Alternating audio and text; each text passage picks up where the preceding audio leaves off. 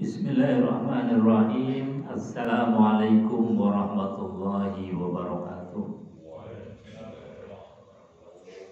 Bismillah, alhamdulillah, alhamdulillahilladzi anzala ala abdihil kitaba wa lam yaj'al lahu 'iwaja qayyiman liyunzira ba'san shadidan min ladunhu wa yubashshiral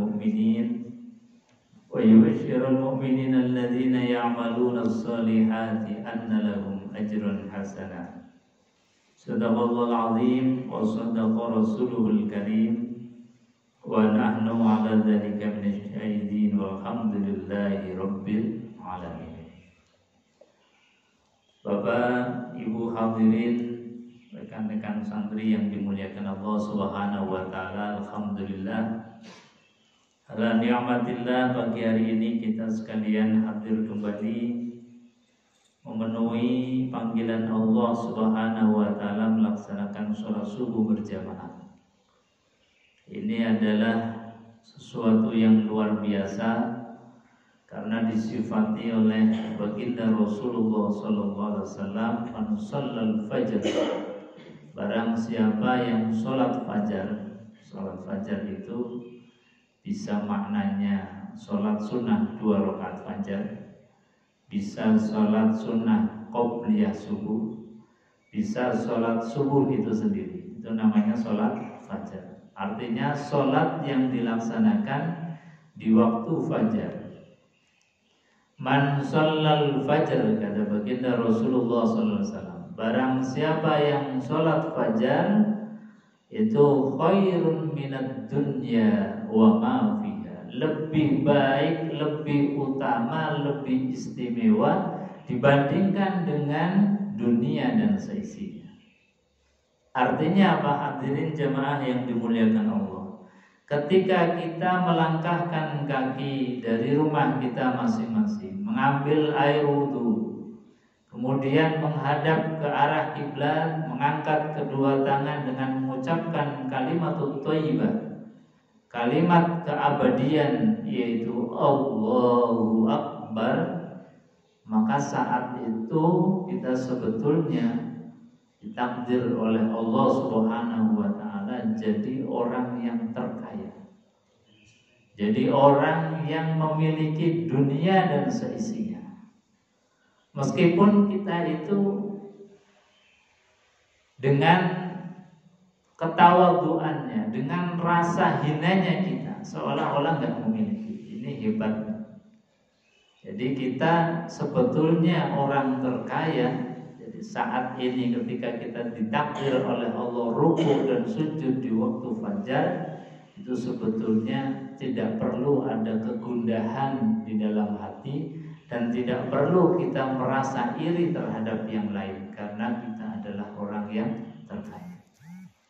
Jadi pagi-pagi kita sudah dibangkitkan oleh Allah, dihidupkan lagi oleh Allah Subhanahu wa taala, menanam kebaikan-kebaikan.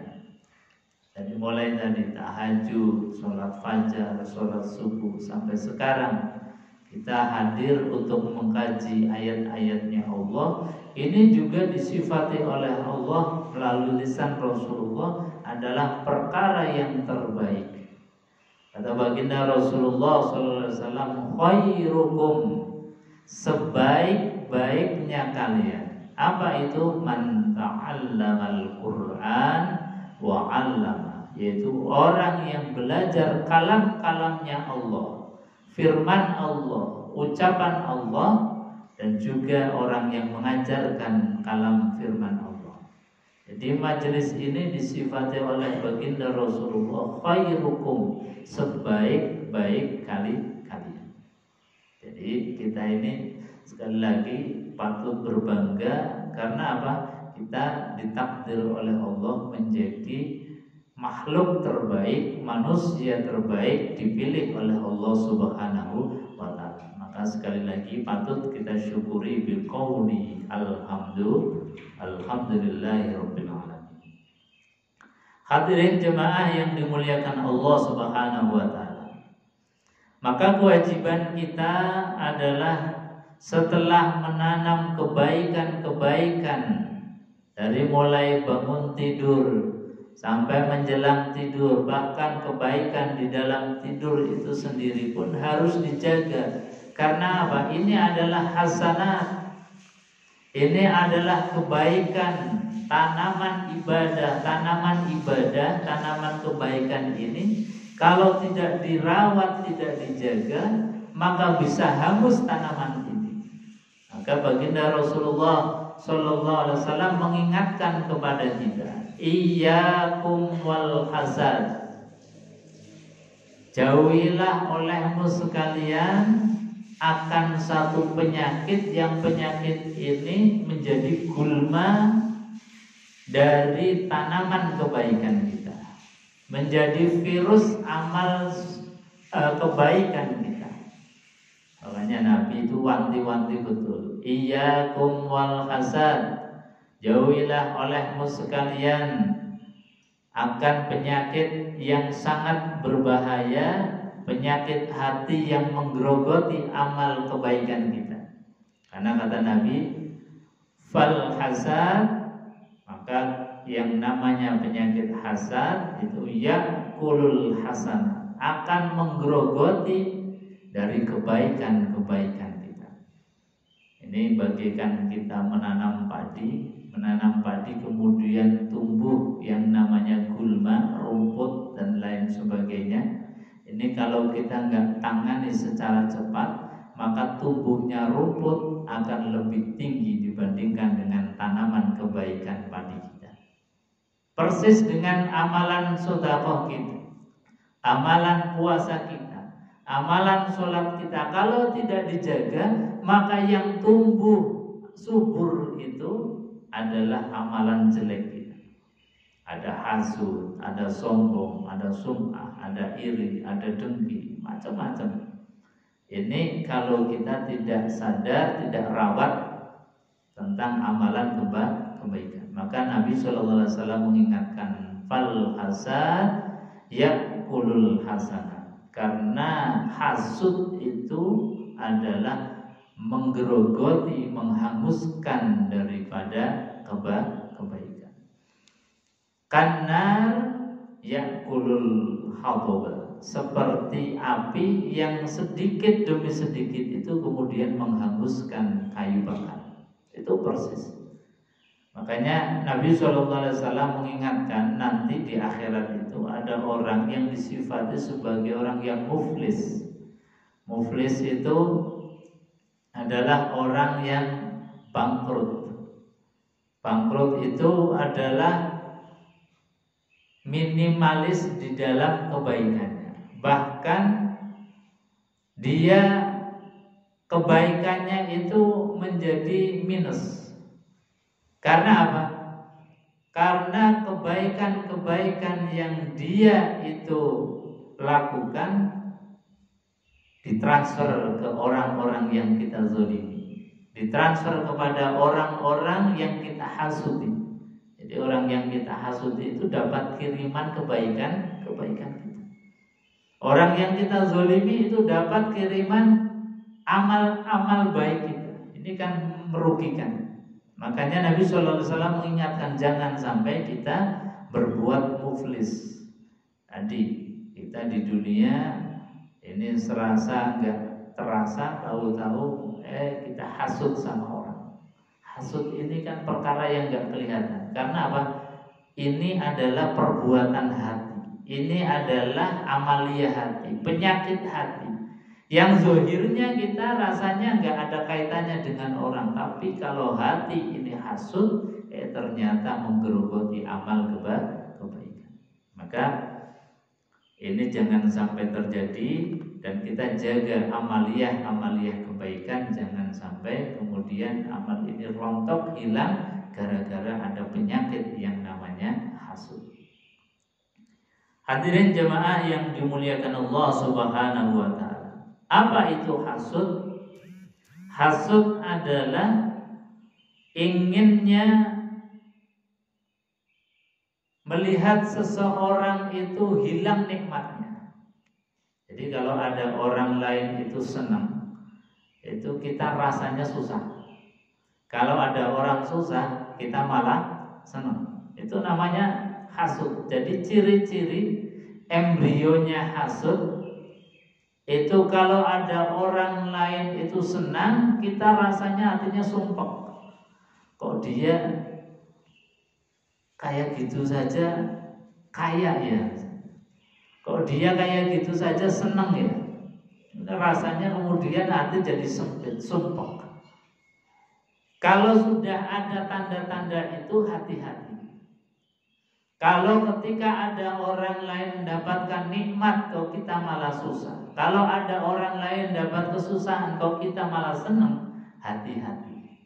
Karena itu adalah di antara ciri orang yang hatinya terjangkiti penyakit hasad. Ini berbahaya sekali. Makanya kita harus punya piranti untuk mendiagnosa penyakit hati yang menjangkiti kita. Seperti tadi, di antara cirinya, karakteristiknya, kita senang ketika ada orang lain susah, dan kita merasa susah ketika ada orang lain senang. Ini penyakit hati yang berbahaya. Saking bahayanya Nabi Shallallahu Alaihi Wasallam itu mengajarkan kepada kita satu doa untuk senantiasa minta dilindungi oleh Allah dari penyakit ini. Makanya Allah kemudian menurunkan satu surat, Qul a'udzu birabbil falaq min syarri ma khalaq wa min syarri ghasiqin idza waqab wa min syarri naffasati fil uqad wa min syarri hasidin idza hasad. Ini doa yang diajarkan oleh Allah Subhanahu wa taala di dalam Al-Qur'an supaya kita ini punya bumper, punya vaksin dari virus yang namanya hasad. Ini vaksinnya. Setiap saat, setiap hari kita berlindung dari penyakit ini. Bahkan Rasulullah SAW tidak pernah luput dari doa. Ini Nabi yang maksum saja. Ini doa minta dijauhkan dari sifat hasad. Ini dalam hadis ini yang dinukil oleh Al-Imam An-Nawawi di dalam kitab Al-Azkarun Nawawiyah. Ini menjadi sunnah Rasul yang tiap hari dilakukan. Nabi itu idza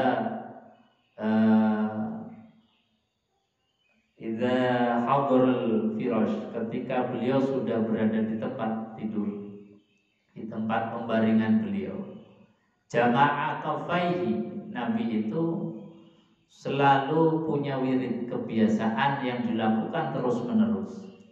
Jama'a kafaihi, jadi mengumpulkan telapak tangan beliau. Jadi kalau mau tidur, kalau sudah rebahan itu, jama'a kafaihi, mengumpulkan dua telapak tangan beliau. Kemudian apa? Summa qara'a suratul Ikhlas, kemudian dibacakan surat Al-Ikhlas.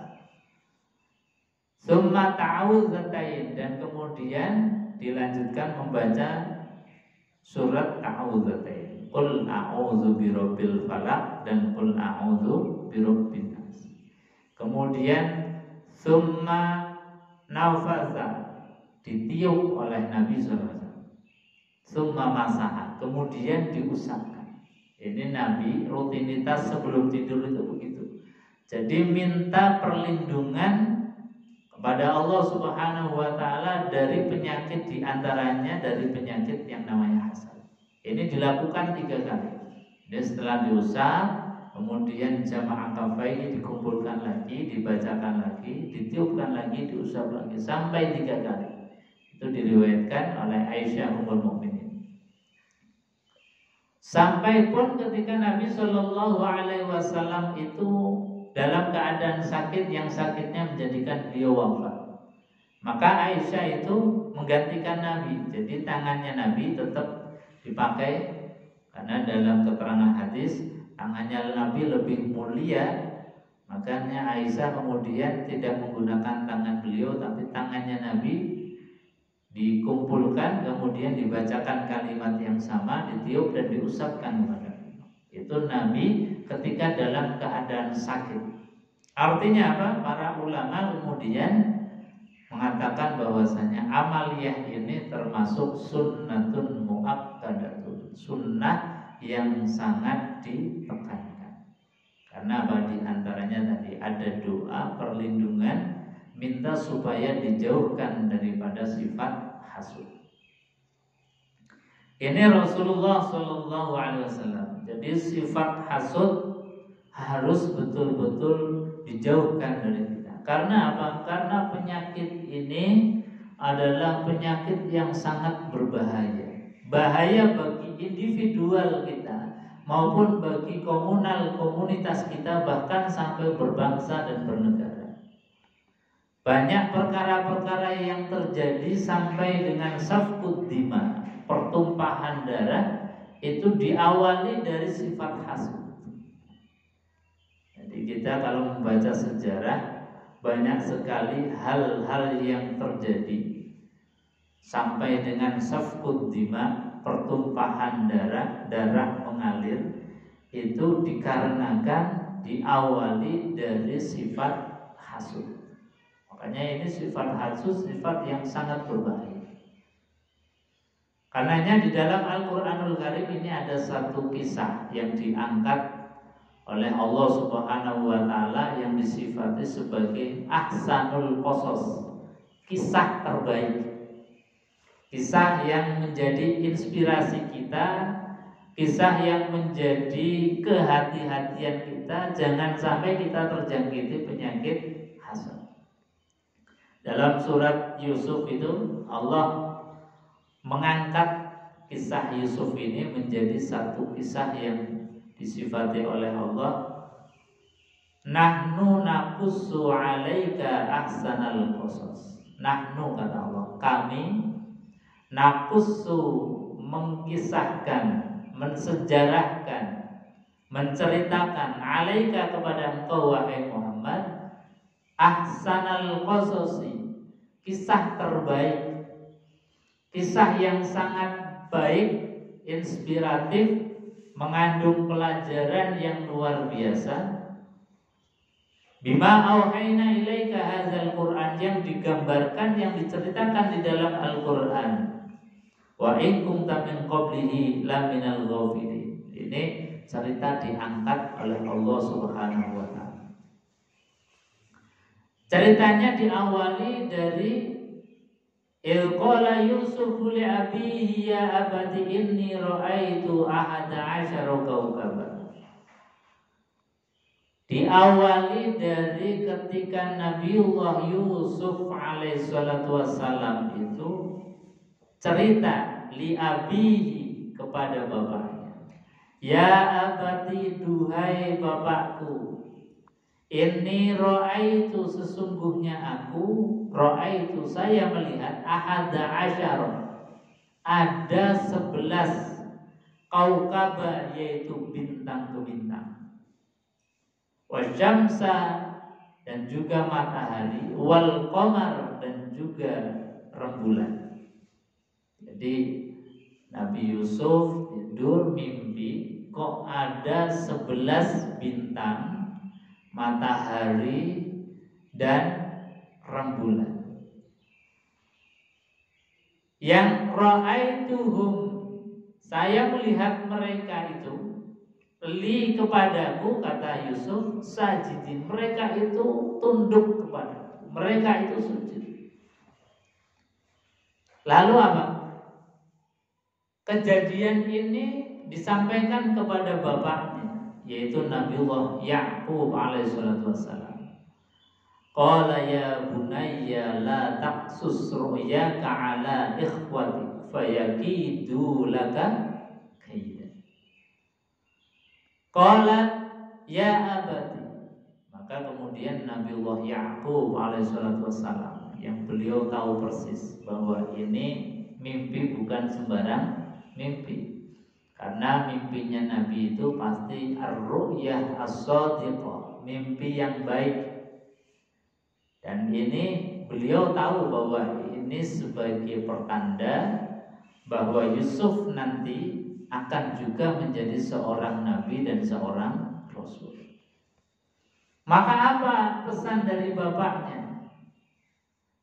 Nabiullah Ya'qub alaihissalatu wassalam berpesan kepada Yusuf, ya bunayya, wahai anakku, la taqsus ru'yak, jangan ceritakan mimpi ini ala ikhwatik, kepada saudara-saudara kamu.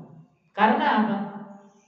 Kalau Yusuf menceritakan mimpi ini kepada saudaranya, yang saudaranya punya sifat hasud, sifat yang iri, dengki terhadap Yusuf, ini pasti akan jadi malapetaka, bahaya bagi Yusuf. Makanya ketika Yusuf baru cerita bahwasanya ya abadi inni ra'aitu ahada asyara kawkaba wasyamsa wal qamar, ini disuruh la taqsus ru'ya ala ikhwatik, jangan ceritakan mimpi ini kepada saudara, karena bahaya. Saudaramu ini pasti nggak akan terima kalau kamu itu menjadi nabi. Dan betul, fayakidu laka kaida, mereka pasti akan membuat tipu daya, mereka pasti akan membuat makar, mereka pasti akan mencelakakanmu, wahai Yusuf. Ini satu pesan yang luar biasa, bahwa memang hasud itu akan bisa menjangkiti siapa saja. Dan terjangkitnya penyakit virus yang namanya hasud itu bisa membahayakan orang lain. Yang membahayakan dirinya karena amal kebaikannya akan tergerogoti, juga akan membahayakan orang lain, baik secara individual maupun komunal. Nyatanya tadi banyak sekali safkud dima, pertumpahan darah, bahkan peperangan yang diawali dari penyakit hasud. Makanya Nabiullah Ya'qub alaihissalatu wassalam ini pesan betul, ya bunayya la taqsus ru'yaka ala ikhwatik fayakidu laka kaida, jangan ceritakan, tolong, karena mereka tidak akan sanggup dan bahkan nanti akan membuat tipu daya, menjadikan engkau akan dibinasakan oleh mereka. Bahkan disampaikan bahwasanya inna syaitan lil insani aduwwum mubin. Ini menandakan bahwasanya hasad itu bagian dari sifat-sifat syaitania. Kata Allah, inna syaitan, karena sesungguhnya setan, lil insan, bagi manusia, aduwwun, adalah musuh, mubinun, yang sangat nyata. Jadi setan itu betul-betul musuh yang sangat nyata. Di antara sifat syaitania itu apa? Ya sifat hasad. Jadi kalau kita terjangkiti hasad, itu sebetulnya ada sifat-sifat syaitania. Jadi tadi, kalau ada orang lain senang kemudian kita susah, berarti ini sudah ada alarm setan ada di hati. Ketika ada orang lain susah, kok kita malah senang, nah itu syaitania. Itu musuh yang sangat nyata, harus dijauhi, harus diberantas, harus dibasmi. Dan ini nggak bisa oleh orang lain kecuali yang tahu dirinya sendiri. Makanya kita ngaji itu supaya kita bisa mendiagnosa. Kita ngaji itu supaya kita tahu ada penyakit apa di dalam hati kita. Sebab orang lain itu nggak akan bisa menilai kita. Iri, dengki, sombong, hasud itu penyakit yang nggak kelihatan. Tapi efek dan dampaknya itu yang luar biasa. Makanya tadi kita itu ngaji supaya apa? Bisa tahu, mendiagnosa, oh ini alarm penyakit hasud. Karena apa? Ada orang susah kok kita malah senang. Ada orang senang beli rumah, beli mobil baru, beli apa, kok kita hatinya sempit. Nah, alarm ada setan di dalam hati kita. Inna syaitana lil insani aduwwum mubin. Sesungguhnya setan bagi manusia itu jelas-jelas musuh yang sangat nyata. Dan nyatanya gimana? Sangat nyata karena apa? Fakta daripada penyakit hasud ini sampai-sampai anak-anaknya Nabiullah Ya'qub alaihissalatu wassalam, yaitu saudaranya Nabiullah Yusuf alaihissalatu wassalam, ketika tahu bahwa Yusuf ini calon nabi, ketika orang tuanya ini kemudian memperlakukan istimewa terhadap Nabiullah Yusuf alaihissalatu wassalam, karena tadi sudah ada gambaran bahwa Yusuf nanti akan jadi nabi. Ini menjadikan mereka itu hasudnya luar biasa. Sampai hasudnya saja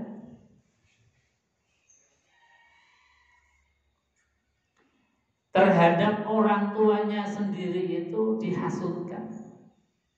Jadi saudara-saudaranya Yusuf itu bukan hanya hasud sama Yusufnya, tapi orang tuanya saja dibully, orang tuanya saja dihasudi.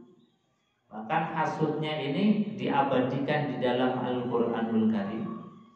Idh qalu la Yusufu wa akhuhu ahabbu ilayya abina minna wa nahnu usbah inna abana lafi dhalalim mubin. Ini kalimat saudara-saudaranya Yusuf karena sudah terjangkiti penyakit hasad yang akut, sampai-sampai kepada orang tuanya sendiri mengatakan, inna abana, sesungguhnya bapak kami ini, yaitu Nabiullah Ya'qub, lafi dhalalin mubin, bapakku ini sesat. Jadi bapaknya sendiri disesat. Dhalalin mubin, sesat yang sangat jelas, sangat nyata. Ini kan luar biasa. Bapaknya sendiri sampai dibilangin dhalalin mubin. Karena apa? Karena hati sudah kadung terjangkit penyakit hasad yang akut. Sampai orang tuanya sendiri yang melahirkan, yang mendidik dari kecil, yang memberikan nafkah, yang membimbing, yang mendidiknya sejak kecil saja, kebaikan-kebaikannya jadi seolah hilang, tertutupi. Karena apa? Karena ada penyakit hasad. Sampai-sampai kemudian divonis inna abana lafi dhalalin mubin. Bapakku ini gak beres, pasti ini tersesat, pasti ini gak benar, dhalalin mubin.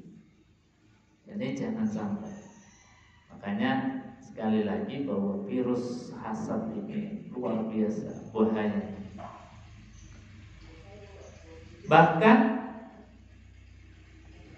bukan hanya memvonis bapaknya atau orang tuanya, yang kemudian mereka saudara-saudaranya Yusuf punya rencana jahat, uqtulu Yusufa awitrahu ardayyahlu lakum wajhu abikum wa takunu min ba'dihi qauman shalihin.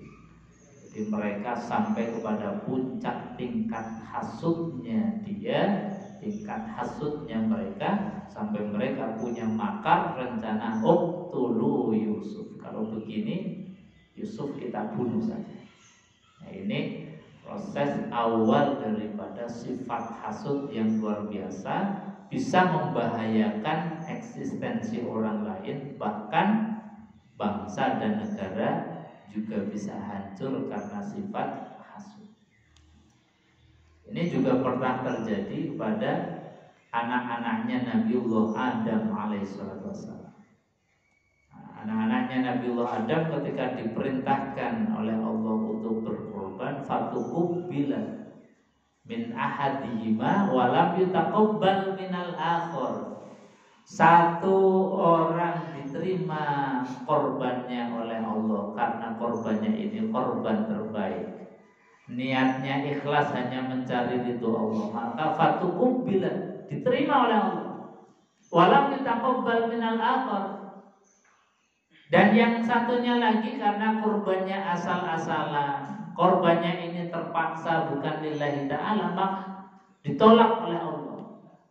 Walam yutaqabbal minal akhar. Kemudian kejadian ini menimbulkan rasa hasad sampai akhirnya terjadi safkut dima, pertumpahan darah. Yang tidak diterima merasa iri, kemudian membunuh yang korbannya itu diterima. Inilah safkut dima, pertumpahan darah yang pertama dicatat oleh sejarah, yang disebabkan oleh apa? Penyakit hasud. Jadi Bapak Ibu hadirin jemaah yang dimuliakan Allah, kita harus betul-betul berlindung dari Allah dari penyakit ini, karena begitu luar biasa bahayanya, bukan hanya di dunia tapi akan dimintai pertanggungjawaban oleh Allah sampai di akhir. Makanya kita berlindung. Qul a'udzu birabbil falaq min syarri ma khalaq wa min syarri ghasiqin idza waqab wa min syarri naffasati fil 'uqad wa min syarri hasidin idza hasad. Ini doa yang langsung diajarkan oleh Allah Subhanahu wa taala. Mudah-mudahan kita yang hadir di majelis ini, hati kita dijaga oleh Allah sehingga tidak ada penyakit-penyakit hati. Amin Allahumma amin. Mungkin itu saja yang bisa kami sampaikan sebelum ditutup. Barangkali ada yang mau menambahkan atau ditanyakan, monggo silakan. Iya.